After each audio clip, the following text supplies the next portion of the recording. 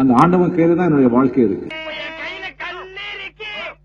மளிகை கடைக்காரனுக்கு 1000 ரூபாய் பாக்கி, இதோட 4 தடவை வாழ அமிச்சிட்டா. இது ஒரு பெரிய சமாச்சாரமா? கடவுள் கையில தான் இருக்கு. பாத்திர சீட்டுக்காரனுக்கு 700 ரூபாய் கட்டணும். கவலைப்படாத, அந்த ஆண்டவன் கையில தான் என்னுடைய வாழ்க்கை இருக்கு. கறி கடைக்காரனுக்கு 500 ரூபாய் கொடுக்கணும்.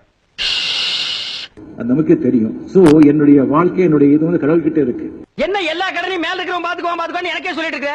கட்டளை கீழே ஒருத்தர் இருக்கா, அவங்கிட்ட பாதி கடனை ஒப்படைங்கடா. கடவுள் கையில தான் இருக்கு. இப்ப நடிகனா பயன்படுத்திட்டு இருக்கான், நடிகனா நடிச்சிட்டு இருக்கேன். நாளைக்கு என்னமா பயன்படுத்துறானோ நீங்க என்ன வேணாலும் செய்வீங்க. இன்னைக்கு நீங்க அரசியலுக்கு வந்து சம்பாதிக்கிறதுக்காக இன்னைக்கு நீங்க என்ன நல்லது வேணாலும் சொல்லுவீங்க. அது எல்லாத்தையும் எங்க தமிழ்நாட்டு மக்கள், என்னோட சகோதரர்கள் எல்லாம் கேட்டுக்கிட்டு உங்களுக்காக கை தட்டிட்டே இருப்பாங்கன்னு நினைச்சிட்டு இருக்கீங்களா? இளைஞர்கள் என்னைக்கும் உங்களுக்கு சப்போர்ட் பண்ண மாட்டாங்க. ஏண்டி என்ன திமிர்ந்தா என் தொண்டர்கள் முன்னால என்ன நீ அவமானப்படுத்துவ? இன்னையோட ஏறாடா ஐயோ, just miss.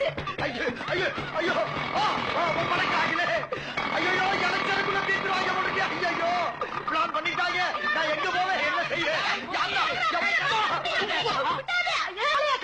ஒருவேளை இதுலயே ரூட் பிடிச்சு வங்க கடல்ல போய் கலந்துட்டானா என்னமோ. சமாதி கட்டு யோசிக்காத. இப்ப என்ன பண்ணுவான்?